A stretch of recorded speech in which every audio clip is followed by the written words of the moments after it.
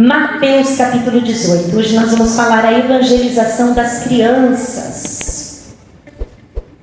O grande desafio da evangelização das crianças. Mateus 18.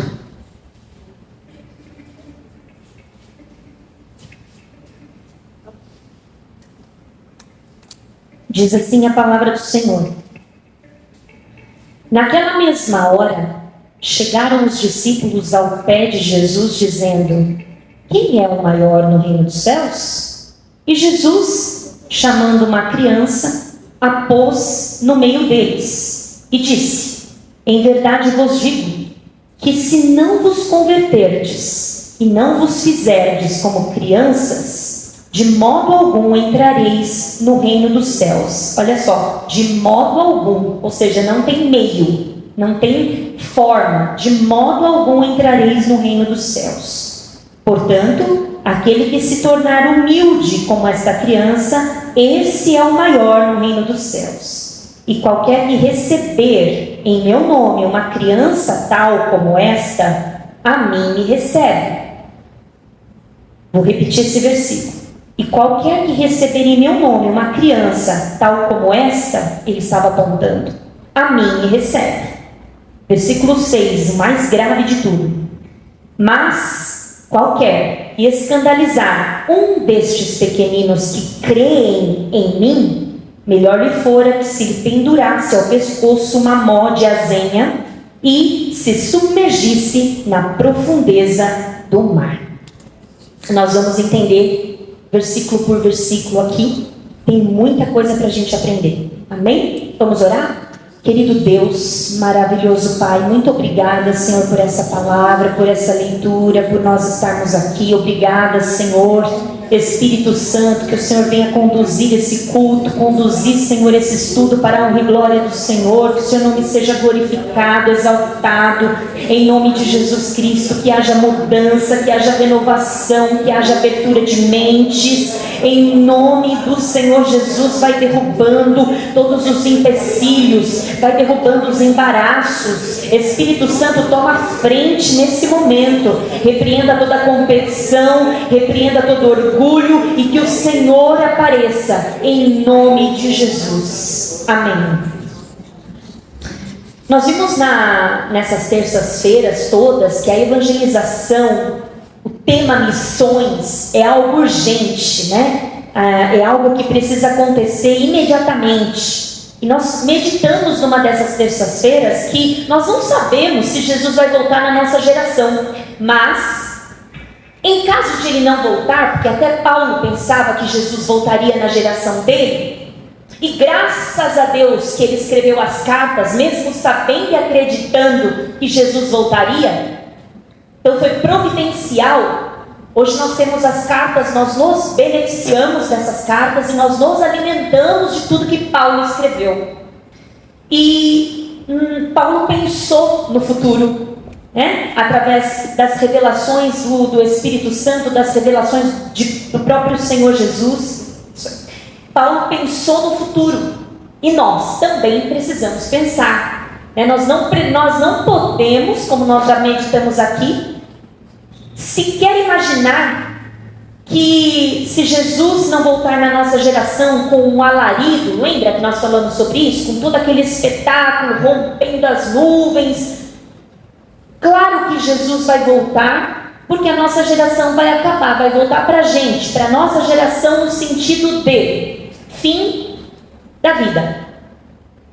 Mas não da forma como Paulo imaginava. Paulo dizia assim: nós, os que ficarmos vivos, veremos o Senhor Jesus nas nuvens. Olha como ele acreditava. Nós também. Só que isso não impediu Paulo de produzir. E nós também, nós precisamos produzir. Se Jesus voltar para a nossa geração, glória a Deus, com alarido, com todo aquele alvoroço que a Bíblia diz que vai ser, glória a Deus. Mas se ele não voltar, vai voltar para nós individualmente. Certo? Então vamos lá. E o objetivo principal dessa lição é por que a gente precisa se preocupar com as crianças. Por que nós precisamos nos preocupar com a evangelização, com a missão na vida das crianças? Por Por quê? Se a criança ela é inocente. Por que nós devemos pregar para a criança se a criança não crê? Ela não sabe se ela crê. E como nós devemos chegar até ela? Então muita gente acredita que é perda de tempo pregar o evangelho para o público infantil. Pois as crianças não entendem, as crianças são inquietas, as crianças prestam pouca atenção, as crianças não conseguem ficar mais de 1 hora sentadas. Se nós, adultos, nós ficamos inquietos se alguém nos coloca para ficar ouvindo mais de 2 horas, como que nós queremos exigir esse padrão de uma criança? Concorda? É impossível, é impossível. Então, em primeiro lugar, nós precisamos entender isso. Mas quando Jesus ele disse, ide a todo mundo, pregai a toda criatura, o Senhor estava envolvendo também as crianças. E elas também precisam, nós vamos ver aqui através desse estudo, que a criança precisa ter um encontro pessoal com Jesus. Ela também precisa passar por uma transformação. Sabe desde quando ela precisa passar por uma transformação? Desde quando ela é um embrião, ela já é pecadora. Em pecado fui formado, e em pecado me concebeu minha mãe. Então, ela necessita dessa transformação, assim como o adulto. E após essa evangelização que a igreja faz, que a família faz, precisa que haja o quê? Um discipulado, ou seja, um acompanhamento, uma instrução sobre quais são as verdades que foram ditas. E não podemos pensar que isso é responsabilidade somente da igreja. Nós não podemos pensar que isso é responsabilidade somente da professora da escola bíblica. E não podemos pensar que isso é responsabilidade do pastor, tão somente. É a igreja unida, pensando na geração. Se a gente passar a pensar assim, algumas coisas podem mudar. Algumas coisas podem mudar para melhor. Quando a gente imagina a vida de Timóteo, a Bíblia relata, ela não é muito clara em termos de idade específica, mas quando nós vamos buscar nos estudiosos, a Bíblia vai dizer que Timóteo, quando teve o conhecimento dos seus pecados, ele ainda era um menino. E nós vamos citar outros exemplos assim e vamos falar um pouquinho mais de Timóteo. O Evangelho vem para a vida da criança como âncora, para acompanhá-la em toda a sua caminhada. Parece que não, mas absorve. Alguma coisa fica, alguma coisa entra. Ah, mas ela não entendeu a palavra inteira. Eu desafio você a fazer um teste com um adulto. Nem o adulto lembra da palavra que foi pregada. Né? E aí, a nossa vergonha fica um pouco pior. Porque agora, quando alguém pergunta pra gente o que foi pregado no domingo passado, se a gente não lembra, a gente tem um recurso. Que recurso é esse? A internet, mas nem isso a gente faz. A gente fala assim, não lembro. O pastor citou vários exemplos lá, mas eu não lembro a passagem. Né? Mais ou menos assim. E isso é um pouco indesculpável. É um pouco indesculpável porque os recursos estão aí.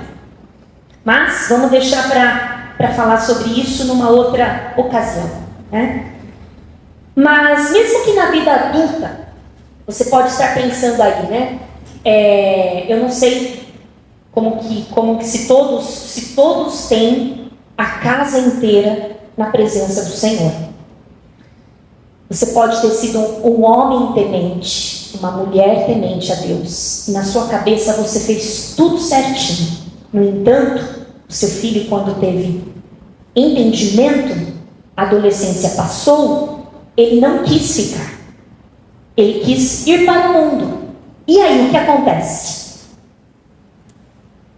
A Bíblia fala, instruir o menino no caminho que deve andar. Não é verdade? Só que isso não é uma promessa. Isso é um conselho. O fato de permanecer ou não no caminho depende de quem? Dele. Então não é uma promessa.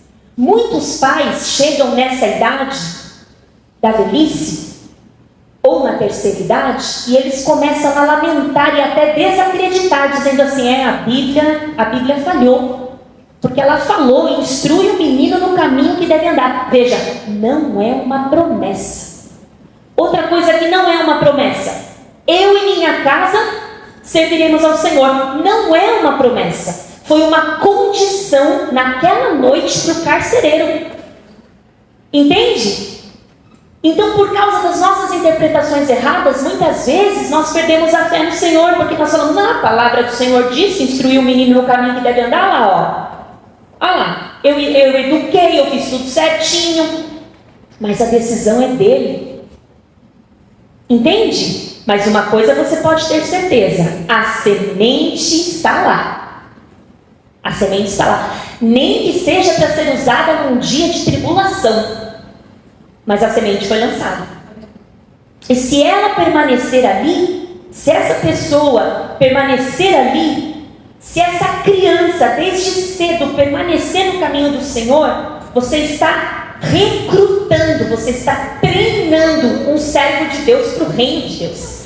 É uma responsabilidade muito grande. Você vai preservar essa criança de muitas coisas ruins. Quando o Evangelho chegou até mim, eu tinha 11 para 12 anos. Parte da minha vontade de ir para a igreja não era a palavra de Deus. Parte da minha vontade de ir para a igreja era admiração por quem ia para a igreja. Olha que coisa interessante. Então eu achava muito legal dar aquele horário e todo mundo se arrumar, colocar o seu melhor vestido e todo mundo ir perfumado para um evento. Parecia um evento, mas era um culto todos os dias. A minha tia Roseli, que dorme no Senhor, eu acho que eu nunca conheci uma pessoa tão alegre para frequentar a casa do Senhor. Dava o horário, não importasse se tinha visita na casa, ela pedia licença. E ela se arrumava, parecia que ela estava indo para um grande evento. E detalhe, ela congregava de domingo a domingo, porque onde nós congregávamos não podia faltar, porque se faltasse não tomava Santa Ceia. Mas ela não tinha isso como um peso, era algo prazeroso. E era uma alegria sem fim. E isso, de certa forma, me inundava. E quando eu olhava para ela, olhava para minha avó, eu falava: nossa, mas por que essa alegria é tão grande às 19 horas? Né? E era algo que contagiava. E isso foi uma forma de Deus me fisgar. E depois, claro, a gente se apaixona pela palavra, a gente escuta a palavra, e aí você entra. Mas cada um tem um meio diferente de entrar. Né? E o que é o Evangelho? Obviamente que eu só fui entender o que era Evangelho muito tempo depois, mas o principal, que era fisgar, para começar a ouvir, para começar a preparar a terra do coração, o Senhor já estava fazendo. O Evangelho, quando nós olharmos para a criança, o Evangelho, ele não é citações difíceis, ele não se trata de falar de Moisés, de falar quem é o pai de Moisés, quem foi o pai de Abraão. Não. O que a criança precisa saber é: Jesus morreu pelos seus pecados. Isso significa, criança, isso significa que toda a ira, toda a braveza de Deus saiu de você e recaiu em quem? Em Jesus. Esse é o primeiro ponto. Então Deus não está bravo com você. Deus te ama, porque quando Ele te olha, Ele não vê você, Ele vê Jesus. Segundo ponto: Jesus te amou tanto, que Ele foi capaz de morrer por você.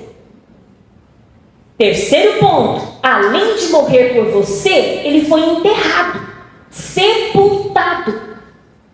Quarto ponto: no terceiro dia, ele ressuscitou. E ressuscitou em corpo, alma e espírito.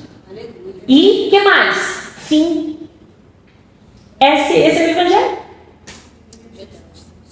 Mas tem que ensinar quem foi o pai de Davi? Tem. Mas primeiro, precisa ensinar isto aqui.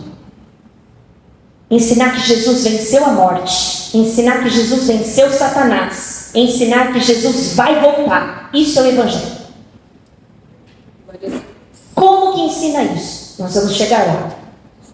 Se você perguntar, faça um teste, né?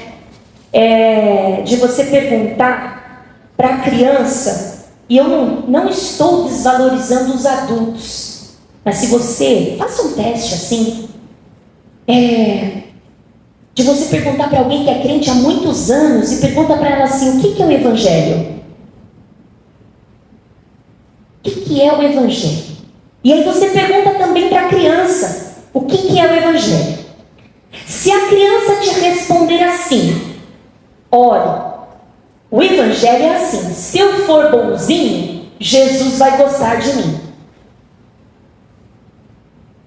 Se eu me comportar, Jesus não fica bravo. Se ela responder assim para você, ela entendeu o Evangelho? Sim ou não? Sim ou não? Por quê? Ele nos ama além disso. Ele nos ama além do nosso comportamento. Ele nos ama não a partir das nossas obras. É por graça. Se a gente... O Evangelho, quando chegou a mim, ele chegou um pouco assim. Até alguns pais, ao corrigirem os seus filhos, e aqui eu não estou julgando, nós estamos refletindo. Olha, não faz isso, Deus não gosta, Deus vai te castigar, Deus vai mandar você para o inferno. Qual que é a imagem que você está construindo de Deus na cabeça dessa criança? E Deus é um carrasco, um trator, um rolo compressor, alguém que tem olhos vermelhos, que está lá de cima olhando e só observando. Se você pisar fora, com raios, ele vem até você e te fuzila. Quando ele chegar na adolescência, ele vai querer servir esse Deus? Vai ou não? Muitas mães, muitos pais, muitos professores, muitos diáconos, diaconisas, a gente acaba falando, senta aí, senão você vai ser disciplinado. Senta aí, você precisa aprender e entender. Eu já falei para você, quantas vezes eu tenho que te pedir.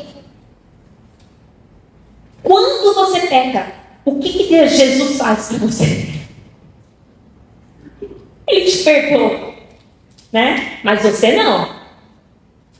Você quer grudar na orelha, você quer chacoalhar, e você fala, não adianta pedir desculpa, você sempre pede desculpa. E faz de novo. Aí Deus fala assim, e você, amigo? E aí? Meu Deus. Se você quisesse obedecer, você obedecia. E Deus fala para você, é verdade. É verdade. Eu estou perdendo a paciência com você. Deus fala, eu sou misericordioso, longânimo, paciente. Quando o seu pai chegar, nós vamos ter uma conversa tão séria, que isso vai acabar hoje. Olha, sinceramente, menino, eu não sei mais o que fazer com você. Eu já tentei te ensinar de tudo quanto é jeito, diversas vezes, mas você não aprende. Eu não consigo fazer você mudar. Só Deus pode mudar você. Por que você fez isso? Então agora, você vai ficar ajoelhado aí. A posição que deveria ser prazerosa. Você vai ajoelhar aí, você vai orar. Ele vai enxergar a oração e ajoelhar como o quê? Castigo, punição. Quando ele chegar na adolescência, ser jovem, ele vai falar, não, Não.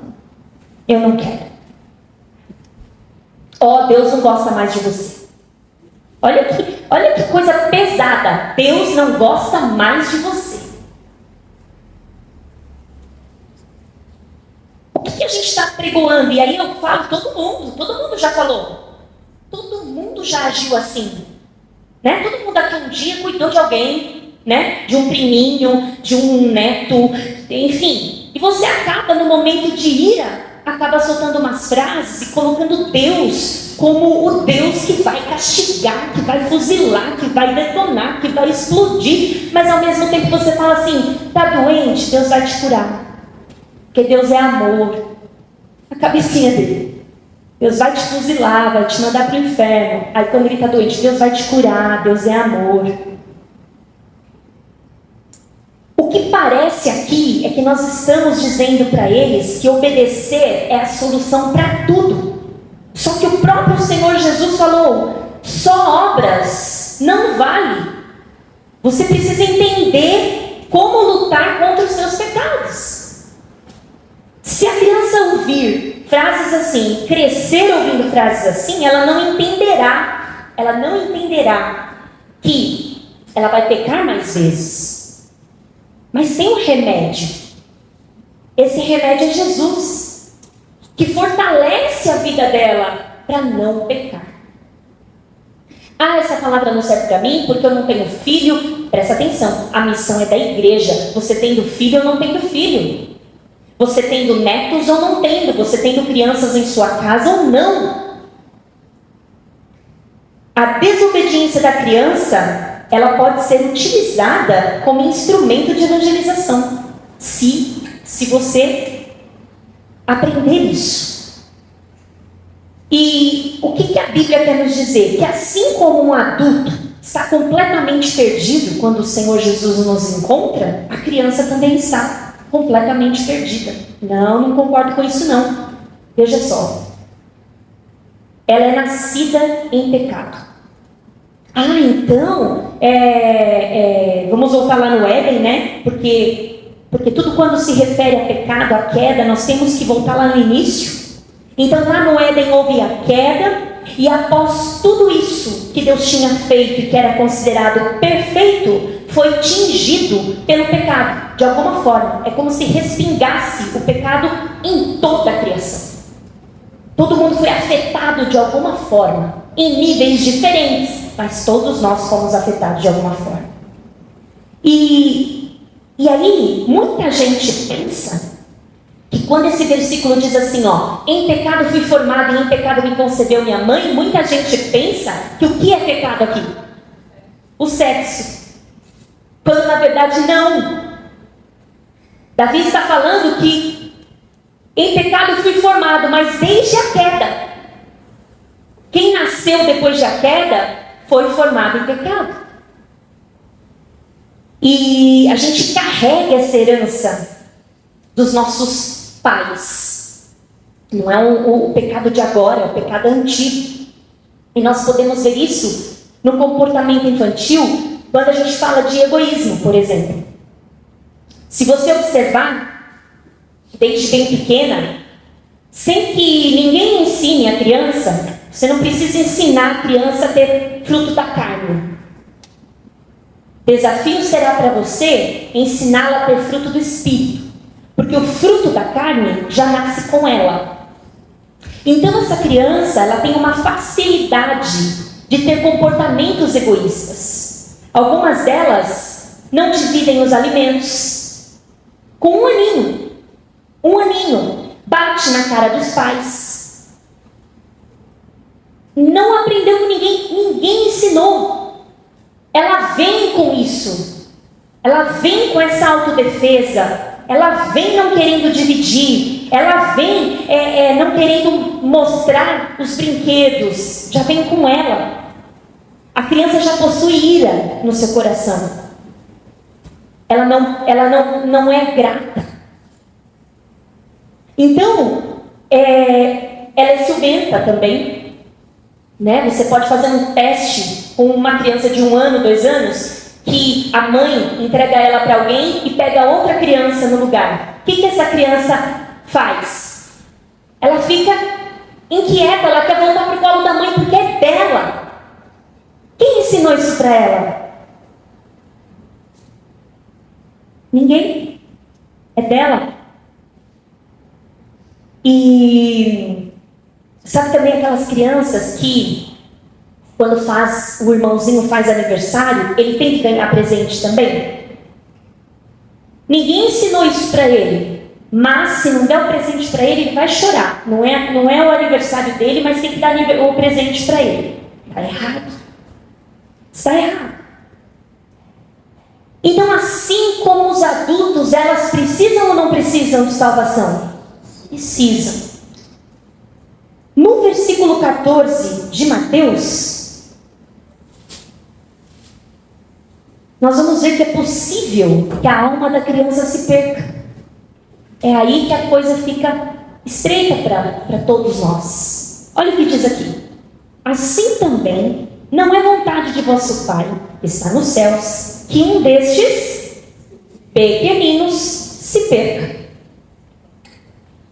Não é vontade dele. Se não houvesse a possibilidade de perder, Jesus diria ou não diria?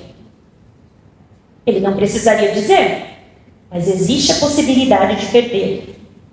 E é por isso que nós temos que detectar o interesse do mal em abocanhar as crianças. Hoje, a fúria do inimigo não é mais com os jovens. Não é mais. A fúria do inimigo é moldar as cabeças infantis. Então, você pode ser o que você quiser. Você não precisa ser menino se você não quiser ser menino. Você não precisa ser menina se você não se sentir uma menina. Você pode crescer e escolher o que você quer ser.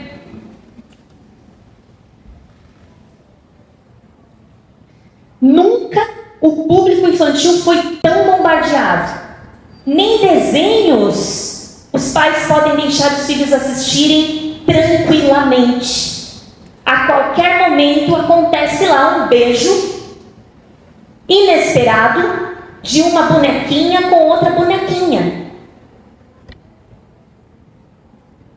A qualquer momento, num desenho inofensivo, uma avó que já faleceu, a menininha fala que tem contato com a avó.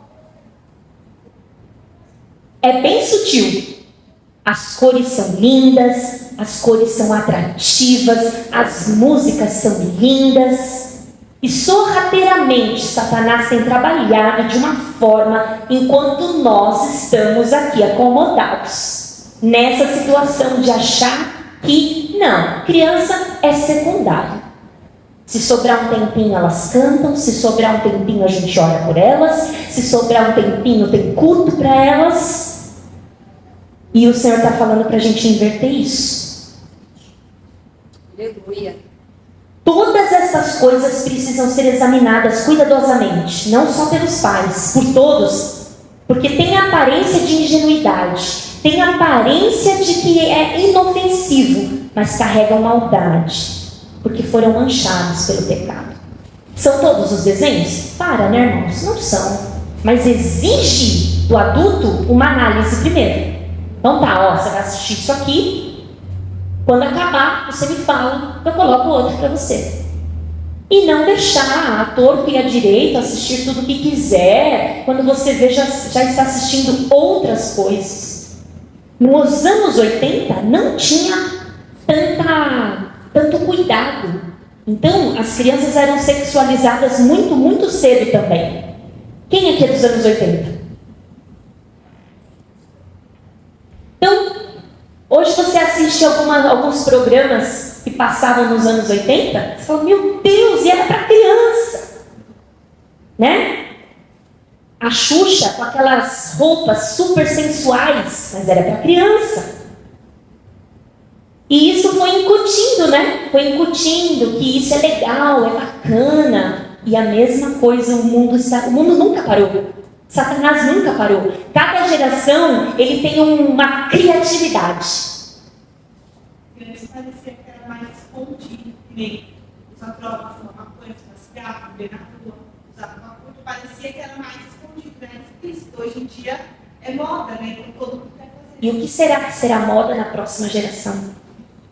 Se nessa geração a gente já fica assustado, a gente nem sabe para onde olhar. Se é difícil para a mulher desviar o olhar de outra mulher, imagina para o homem desviar o olhar. Mais um motivo para nós instruirmos os nossos filhos, preparar isso para um futuro. É a geração. Dramático. Dramático. Mas aí você pode falar, mas então não pode desenho? Eu não disse isso. Eu não disse isso. Até porque se você for um crentão radical, seu filho também não vai ficar na igreja. Então saiba, Deus te deu sabedoria, Deus te deu raciocínio para você analisar. Ah, isso aqui é saudável. Só que analisar dá trabalho. Entendeu? Ó, é bem mais fácil você pegar um celular e entregar. Ó, é mais difícil você colocar senha. Aí você vai. Dá trabalho, não dá, Jussara? Bloqueia, pronto. Agora está pronto para você. Dá trabalho. Né? O diabo, ele consegue fazer uma coisa boa se tornar ruim. Né? Por exemplo, a comida é boa ou é ruim? Boa. E a gula? Ele consegue. Ele faz uma coisa boa se tornar ruim. Crente não tem limite. Nossa, comida é comida de Deus. E aí ele sai empanzinado.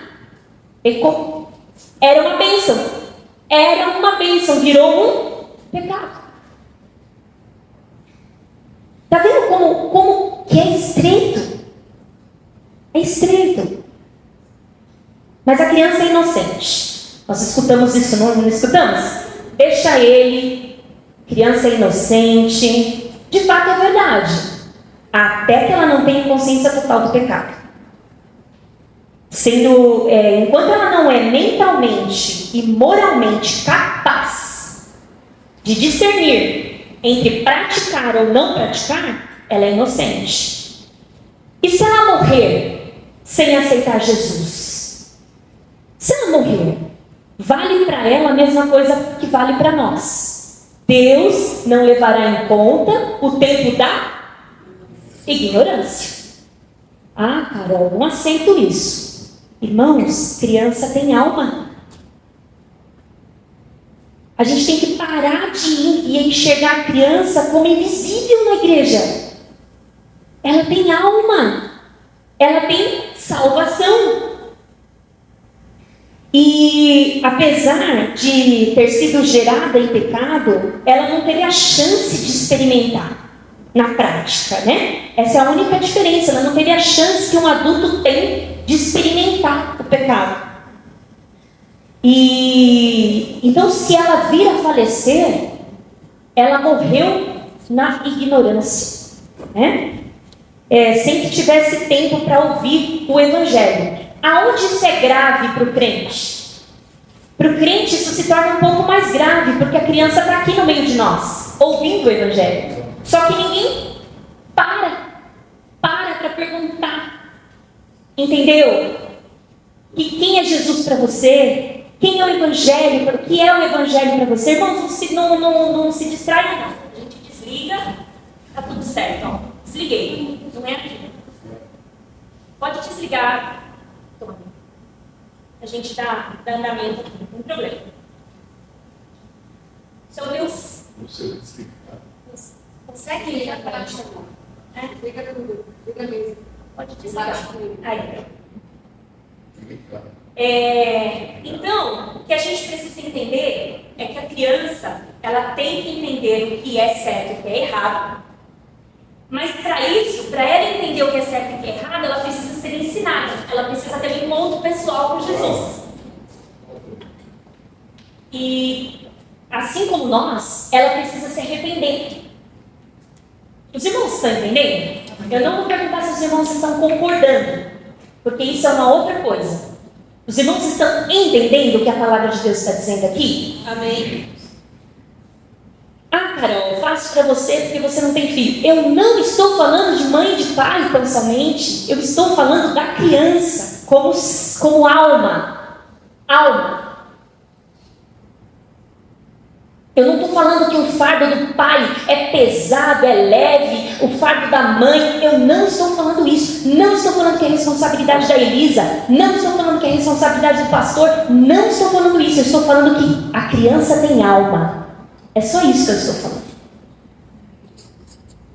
E ela precisa se arrepender. Ela precisa entender o que é o arrependimento. Ela precisa ser orientada. Que arrependimento envolve pedir perdão pelos pecados em oração e abandonar. Tá, mas o que é pecado? Como que eu explico o que é pecado para ela? Irmãos, ensina ela a colocar nome nas emoções dela. O que você está sentindo? Eu quero bater, eu quero. Você está sentindo raiva. A única maneira de você parar de sentir raiva é Jesus, porque eu também sinto raiva. Vamos orar? Vamos pedir perdão para que na próxima vez você controle a sua raiva e você não bata no seu irmão? Ela vai entender que é pecado. Agora não. Ah, bateu nele? Vou bater nos dois agora, todo mundo junto. E bate. Apanhamos. Não, mas eu não fiz nada. É todo mundo. E aí, mas você está sendo rude. Nós estamos tentando aprender como atingir esse público. A gente não quer atingir esse público? Sim. Ok, então a gente precisa aprender. Quando a gente precisa aprender, a gente abaixa a orelha. Se a gente fez certo até aqui, glória a Deus. Se a gente fez errado, não é para sair descabelado. Tem conserto. Glória a Deus. Tem conserto. Olha lá. Quais são os motivos, então, para se evangelizar? Em primeiro lugar, é um mandamento bíblico. Não precisa abrir. Eu vou ler e você medita aí, ó. Deuteronômio 4. Tão somente guarda-te a ti mesmo. Guarda bem a tua alma, que não te esqueças daquelas coisas que os teus olhos têm visto e não se apartem do teu coração todos os dias da tua vida.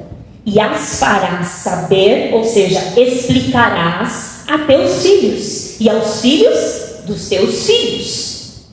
O dia em que estiveste perante o Senhor teu Deus em Horebe, quando o Senhor me disse: ajunta-me este povo e os farei ouvir as minhas palavras e aprendê-las-ão, para temerem todos os dias que na terra viverem, e as ensinarão a seus filhos. E aqui não é só para quem tem filhos. Aqui Deus está falando que criança tem alma. Aqui existe uma responsabilidade. Deus estava falando através de Moisés: eu quero que vocês passem de geração a geração o que os seus olhos viram.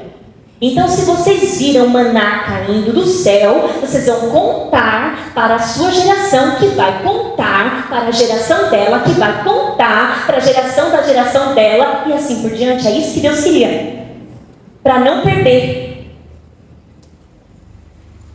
E é isso que nós devemos fazer com as promessas de Deus. Elas precisam ser conhecidas pelas crianças e explicadas. Então, o que a gente citou aqui: educa a criança no caminho que deve andar, e até quando ela envelhecer, não se desviará dele.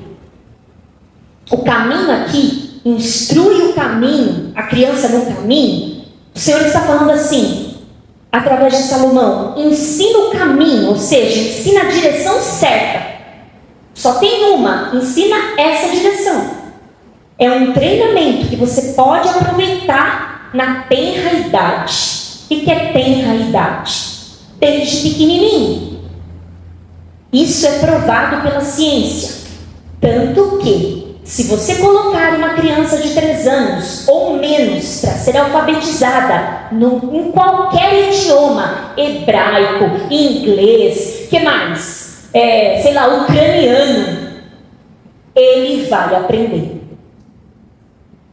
E será que ele não pode aprender a palavra de Deus? Essa idade, a idade da absorção, é a idade da esponja.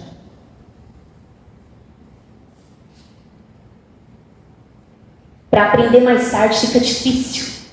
Não que é impossível, mas é mais difícil, né, pastor Paulo? O vovô sempre falava, eu só tenho um arrependimento, de não ter vindo para Jesus mais cedo. Ele veio para Jesus quando ele tinha 40 anos. Ele morreu com 84. E ele lamentava isso quase todos os dias. Eu só me arrependo de uma coisa, de não vir mais cedo. Tantas coisas eu poderia ter evitado, ele falava. Por quê? Porque quando você é mais novo, você aprende mais rápido. Só que aprende, aí que tá, aprende tanto o bem quanto o mal, com essa mesma rapidez. Se você falar um palavrão na frente de uma criança, gravou, é rápido, você falou uma vez só, gravou. Se alguém fizer um gesto obsceno na frente de uma criança, não precisa fazer 2 vezes, uma vez só.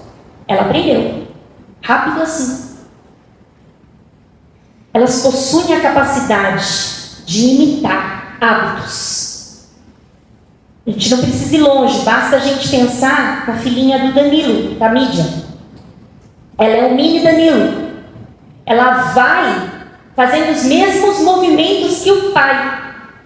E quando ela não está perto do pai, ela imita a mãe. O que a mãe faz? A mãe faz assim, ó, com as mãos. E ela fica ali também. Ela sabe o que ela está fazendo? Não, mas ela está imitando, é legal. É um bom exemplo. Só que também ela imita. Ela pode imitar o mau exemplo. Fácil. O Rian, ele vive com a guitarra para baixo e para cima. Sabe tocar? Não sabe, mas é o que ele quer. Ele está ali, ele tá imitando. Quando o Pedro tinha uns 2 aninhos, era aniversário dele, nós fomos lá, eu tenho isso gravado em vídeo, a mamãe vai lembrar. Nós perguntamos assim para ele, Pedro, o que você quer ser quando crescer? Olha o que ele falou, eu quero ser Rodrigo. O Rodrigo até se emocionou. Eu quero ser Rodrigo. Eu quero trabalhar. Aquela imagem do pai chegando para o trabalho, ele achava assim, sensacional. Eu quero ser Rodrigo. E a gente achando que ele ia falar, eu quero ser um super-herói. Eu quero ser um doutor, um veterinário. Não, eu quero ser meu pai. Então, muitas coisas são ganhas no exemplo. Se a criança não vê, se a criança não percebe que o pai é um pai de oração, que a mãe é uma mãe que gosta de ler a Bíblia, essa criança não vai ter esse hábito. Mas isso é mentira, porque eu tinha esse hábito aí e meu filho não lê a Bíblia até hoje. Mas você teve o hábito. Com certeza, na mente dele, eu lembro do meu pai lendo a Bíblia. Eu lembro do meu pai sentado não sei aonde, perto do portão, ou lembro de abrir a porta do quarto e dar de cara com a minha mãe ajoelhada. São lembranças. Parece que não. Jesus deu um maior exemplo a ser imitado. Quando Jesus ele fala, o menino, ele aponta o menino, né, e fala, se vocês não se converterem e serem como os meninos, de modo algum entrareis no reino dos céus. O que o Senhor está falando aqui? É para ser inocente, que nem os meninos. Não, nós já aprendemos que não é isso. O Senhor está falando assim, seja dependente como essa criança. Seja incapaz como essa criança. Ciente que você não tem nada para oferecer. Olha isso. Ciente que você tem que se humilhar. Então assim, ó, se não for como esse menino, ou seja, se não for dependente, a criança com 2, 3 anos, ela não dorme pensando assim, amanhã vai ter comida. Ela não dorme porque ela acredita que vai ter. Porque o pai e a mãe tá ali. É certo que vai ter o pãozinho. É certo que vai ter. Ela não tá nem aí, tá tendo guerra. Tá explodindo. Mas o que ela precisa é a mãe e o pai dentro de casa e tá tudo certo. Jesus está falando, se você for como uma criança que pensa assim, você herdará o reino dos céus. É difícil ou não é? Aí vem o ai. O Senhor fala aqui, qualquer que escandalizar um desses pequeninos. O que é escandalizar? Isso significa que Deus, Ele cuida muito dos pequeninos, né? Nós já vimos. Já viu brincadeira idiota, feia, com criança? Zombando, chacota. Para vocês eu posso dizer, Deus não gosta. Deus não gosta. Envergonhando a criança. Saia daqui, palhaço. Você é um palhaço. Xingando a criança de nomes pejorativos. E essa canela fina, e não sei o quê, começa a colocar apelidos e o bullying começa a acontecer dentro da própria casa. Você puxou seu pai mesmo, né? Quer saber de nada. Você nem pensa, não é seu desejo que ele seja igual, mas você acaba falando essas coisas, né? Essas coisas ruins, chacotas. Aí o Senhor fala que quando a criança, quando ele fala, ai daquele que escandalizaram desses pequeninos, além de serem brincadeiras assim como eu falei, também crianças que são colocadas na vida dos pais ou de qualquer responsável como empecilho. Eu não vou porque não sei o que. Esse menino é isso. Aqui está falando também, quando fala assim, qualquer que escandalizaram destes pequeninos, é quando você, como responsável, não estou falando de mãe e de pai, mas você como responsável, pode ser uma escola bíblica dominical, pode ser uma escola bíblica tão somente, você como responsável, coloca diante da criança coisas impróprias para ela ver. Você como responsável, permite que a criança escute conversa de adulto. Você como responsável, participa de brincadeiras, faz com que a criança participe de brincadeiras com crianças maiores que elas. Você como responsável, faz a criança experimentar bebida alcoólica. Dá um golinho aí. O Senhor está falando de pessoas também que falam assim, tem namoradinha na escola? Acho que tem namoradinha na escola. Incentivando. Você que permite, que deixa sobrinho, sobrinha, ouvir e dançar músicas sensuais. Sem falar nada. A vestir roupas sensuais. Todas essas coisas se caracterizam como escandalizar um desses pequeninos. E o Senhor disse que qualquer que escandalizar um destes pequeninos, ou seja, ferir a fé da criança que crê, proibir a criança de vir para a igreja, o Senhor fala, é melhor que você, antes de fazer isso, é melhor que você amarre no seu pescoço uma pedra de moinho e se jogue no mar.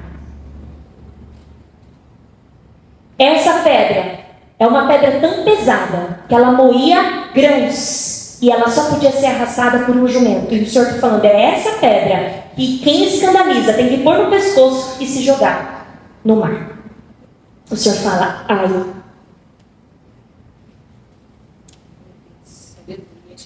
E em Marcos, nós vamos ver, quando ele fala assim, ó, qualquer que receber um desses meninos em meu nome, me recebe. Qualquer que a mim receber, recebe não a mim, mas o que me enviou. Em Marcos 10, uma passagem muito linda, diz assim: e traziam-lhe crianças para que lhes tocasse.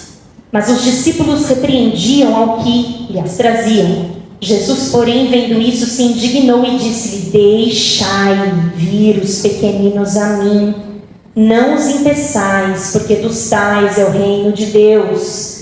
Em verdade vos digo que qualquer que não receber o reino de Deus como uma criança, de maneira nenhuma entrará nele. E tomando as crianças nos seus braços, impôs as mãos e as abençoou. Aqui Jesus demonstrando grande amor, assim como ele demonstrou em João. Olha só. E depois de terem jantado, disse Jesus a Simão Pedro: Simão, filho de Jonas, amas-me mais do que estes? E ele respondeu: sim, Senhor, tu sabes que te amo. Disse-lhe: apacenta os meus antes de ovelha? Os meus cordeiros. Tornou a dizer-lhe segunda vez: Simão, filho de Jonas, amas-me? Disse-lhe: sim, Senhor, tu sabes que te amo. Disse-lhe: apacenta as minhas ovelhas. Cordeiro é uma espécie mais frágil, pequena, vulnerável. Representa quem? As crianças. Então, do mesmo jeito que o Senhor falou: apacenta as minhas ovelhas, que somos nós, adultos velhos, pecadores, o Senhor está falando: e não esqueça dos meus cordeiros. E ali, quando a gente leu essa passagem em Marcos, os discípulos estavam super apavorados, porque foi uma grande multidão em cima de Jesus, e as crianças começaram a fazer fila, porque era um costume judeu, que se tivesse um rabino respeitável, o pai judeu falava assim: vai lá receber uma bênção daquele rabino. Então, quando Jesus viu, tinha uma fila de crianças, e os discípulos: vamos se afastar, afasta, não chega perto do mestre. O Senhor falou: peraí, deixai vir a mim os pequeninos, porque deles é o reino dos céus. E aí, nós não sabemos a quantidade, mas Marcos vai falar que ele pegou cada uma, pegou no colo, tocou e abençoou. Pegou no colo, tocou e abençoou. Quanto tempo isso demorou? Não sabemos. Jesus ama ou não ama? Então, olha só. Jesus ama ouvir as crianças orarem, ama ouvir as crianças cantarem. No versículo 16 de Mateus, diz assim, quando Jesus fala assim: pela boca dos meninos e das criancinhas de peito tirastes o perfeito louvor. Jesus estava passando ali, ele tinha acabado de purificar o templo, jogado a mesa para tudo quanto é lado, declarou que a casa dele era casa de oração. E aí era Páscoa e tinha uns meninos mais ou menos da idade de 12 anos e eles falavam assim: Hosana, Hosana ao filho de Davi. Era como se fosse uma musiquinha: Hosana, Hosana ao filho de Davi. Aí os sacerdotes falaram: filho de Davi, você ouve? Você está vendo o que eles estão falando? Ah, tenha paciência que você é filho de Davi. Aí Jesus fala assim: nunca lestes que é da boca deles que sai o perfeito louvor? E os chefes ficaram indignados com essa frase, né? Então a criança que ela recebe a evangelização na sua idade própria para a sua linguagem, desenvolve a capacidade de entender o que é pecado, o que é arrependimento, o que significa crer em Jesus, o que significa receber Jesus pela fé. Nós temos o exemplo de Timóteo, né? Que fala assim, ó: e desde a sua meninice sabes as escrituras sagradas. Ou seja, a meninice não é alguém adulto. E o exemplo também puxou Timóteo, porque Paulo fala para ele assim, ó: trazendo à memória a fé não fingida que há em ti, a qual também habitou primeiro em tua avó Lóide e em tua mãe Eunice. Eu estou certo que essa fé, Timóteo, habita em ti. Então, provavelmente, eram mulheres piedosas, mulheres de bons exemplos. Miriam, irmã de Moisés, também conheceu Deus muito cedo. Samuel conheceu Deus muito cedo. A escrava de Naamã não era uma mulher, era uma criança cativa. E ela não só conheceu o poder de Deus, como ela evangeliza Naamã, dizendo: vai lá que coisas grandes acontecem. Jeremias também era uma criança e conheceu o poder de Deus, conheceu Deus falar. E por isso é importante que o evangelho seja introduzido desde muito cedo. Não, mas qual que é a idade certa? Não importa a idade. Nunca é tarde. Se não fez até hoje, faça agora. O importante é que a semente seja lançada. Entende? Tem pais, eu vou esticar um pouquinho, vou esticar 10 minutos. Tem pais que quando termina o culto, e eu não estou falando só de pais, estou falando de quem é responsável. Se você tem um sobrinho que chega do culto, vai, para não falarem assim: olha, tudo é fardo do pai. Não, vamos falar de sobrinho então. Seu sobrinho chega do culto e você pergunta: como foi a palavra? Não pergunta, né? Não tem essa curiosidade de saber o que ele guardou. Faça esse teste depois de uma palavra. Não, mas é culto adulto. Você que pensa que não guarda nada. Guarda sim. Inclusive, pais ou adultos que fazem reuniões depois do culto e começam, numa converseira de tirar sarro de irmãos da igreja, de tirar sarro do pastor, de falar mal daquela igreja, nananã. Você está plantando um adolescente problemático, entendeu? Um adolescente que vai falar assim: eu? E nessa igreja? Nem nessa e nem nenhuma. Então, toma cuidado, né? Toma cuidado. Então, assim, a escola bíblica é um excelente lugar para que a palavra seja exposta. Não importa se ela é bíblica durante a semana, não importa se ela é dominical, que vai ser o domingo, e não importa se ela acontece no sábado, que vai ser sabatina. Não importa, o importante é que lá a contação de histórias, a explicação e a aplicação ao coração aconteçam. Mas não tem escola, vai ter que assistir o culto hoje aqui. Não tem problema, você é o tradutor. Você é o tradutor, né?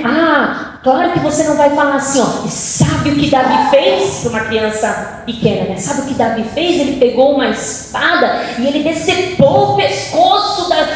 A criança vai falar: isso aí é um filme de terror? Tem coisa que não precisa, tem idade até para isso, para você contar. Você pode transformar a história da Bíblia de várias maneiras. Existem igrejas que alfabetizam a criança com a Bíblia. Existem mães, e aí mães que optaram, né? Tem mães que, com condições financeiras, só o pai trabalha e ela tirou da escola. Ela vai alfabetizar em casa. Mas isso é um peso. Não estou falando se é certo ou errado, eu estou falando que cada um está olhando a realidade do seu filho, né? Cada um está olhando lá na frente. Meu Deus, olha o que está acontecendo na escola. O que eu posso fazer? Mudo de escola? Mudo de professor? O que eu faço? Então cada um está olhando aí o seu ambiente. Cada igreja está começando a se preocupar mais. Por quê? O mundo está a todo momento incutindo coisas. Então a gente tem que incutir também. Sabe? Vai vencer quem incute mais. O culto infantil, pelo menos uma vez por mês. Precisa. Por quê? É importante porque tudo vai ser conduzido por elas. O culto vai ser aberto por elas. Alguém deles vai trazer a palavra inicial. Mas como? Vai virar uma bagunça. Irmãos, deixai vir a mim. Deixa acontecer. Com auxílio, claro, dos adultos. Agora é você. É nesse momento que a criança, ela vai convidar um amiguinho. Esse é o culto do mês. Eu vou trazer uma palavra. Eu vou cantar. Se não tiver um estímulo, não vem.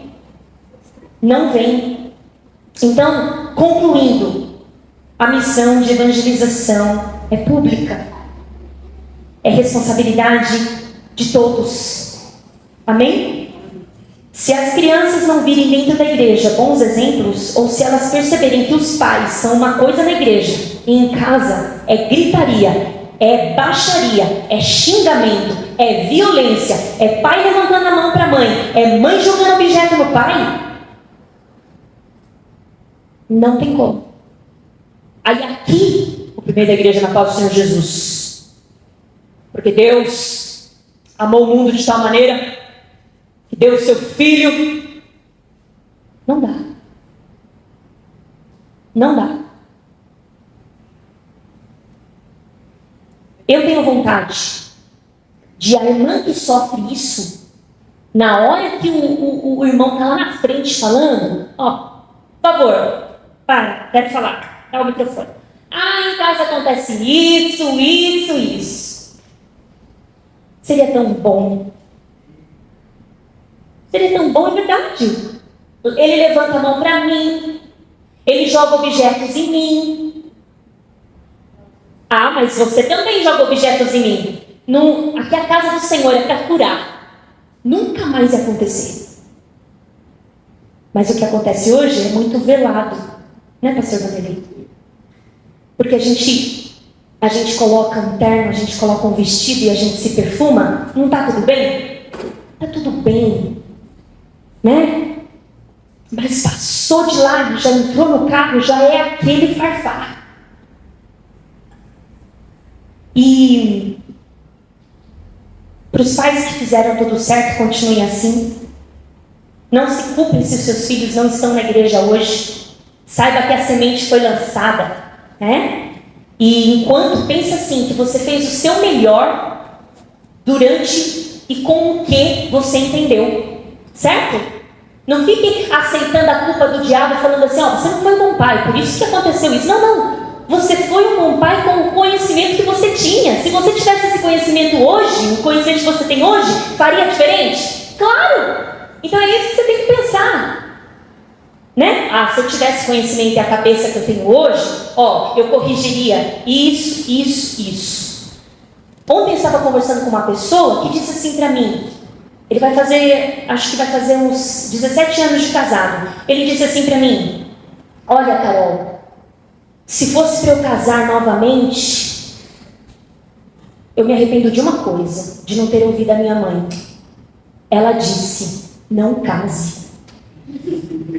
Não case com essa mulher.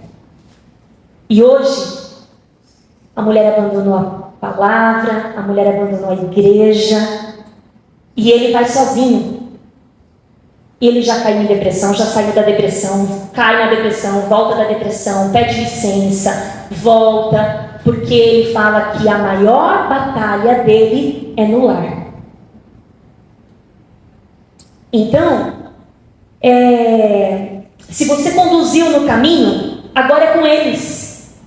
O que você pode fazer? Aconselhar. Orar, aconselhar e orar e aconselhar. E é um trabalho de vários braços, né? Lar saudável, linguagem saudável, escola saudável, acompanhamento. Parece fácil? Não, irmãos, é difícil mesmo. É difícil. Esse estudo não é para pais, não é para mães, é para a igreja, né? Porque, de certa forma, quando a gente estende a palavra de Deus como Deus falou, né, para Moisés fazer, ensina teus filhos, fala quando estiver sentado em sua casa, fala quando estiver andando pelo caminho, fala quando estiver deitando, fala quando estiver levantando. Deus queria que falasse toda vez a palavra de Deus. Lembra. E o resto é com o Senhor. As crianças vão fazer as escolhas delas no futuro, e inclusive elas vão escolher hoje. Se você perguntar, tenha curiosidade de chegar em casa e perguntar assim, filho, de quem você admira na igreja? Você tem alguém que você admira na igreja? Que você acha bonito, que você acha bonita, que você gostaria de ser igual? É importante admirar, sabe por quê? Senão vai admirar outras coisas. E é isso. Graças a Deus por essa palavra, graças a Deus por esse ensinamento. Despertamento para todos nós. o meu avô, ele orou a vida inteira pela família dele. A vida inteira. Ele orava, como eu não canso de falar e falo com admiração, ele orava 3 vezes ao dia. 1 hora de manhã, 1 hora no almoço e 1 hora à noite. Se ele estivesse num evento, num compromisso, depois da igreja, que a gente estava comendo uma pizza na casa de um filho qualquer, ele falava: gente, já comemos, preciso ir embora. Mas, o senhor tem filho para cuidar? Não tenho, mas tem oração. Tem 1 hora de oração ainda para fazer, vamos dormir muito tarde. Era um compromisso, a gente tinha que ir embora, porque ele tinha que orar. E aí, parte da família dele não veio para Jesus, enquanto ele estava em vida. Quando ele partiu, provavelmente um pouco triste, de não ter visto algumas pessoas, a sobrinha que ele mais orou desceu as águas. Faz 1 ano. Glórias a Deus. A filha dela desceu as águas. O filho dela desceu as águas. Glórias a Deus. Então, assim, a semente foi lançada, irmãos. Deus tem os seus propósitos e Ele não esquece. E hoje a Juliana, a gente fala que a gente colhe ainda os benefícios da oração dos meus avós. Ainda a gente colhe. Então, a oração não é vazia, irmãos. Pelos filhos dos seus filhos, pelos seus netos, pelos seus sobrinhos, pelos seus primos, pelos seus tios e tias, pelo seu pai. Eu oro pelo meu pai há muitos anos. Então, assim, não é em vão.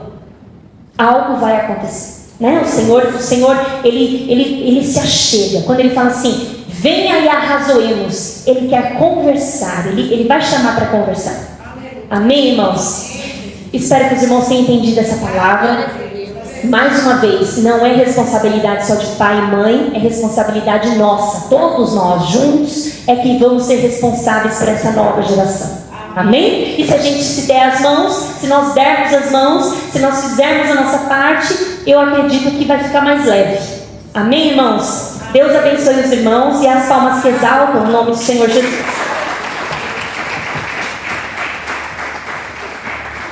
Glória a Deus. Vamos encerrar então o culto? Deu para entender, igreja? Amém? Vocês ficaram tristes? Não?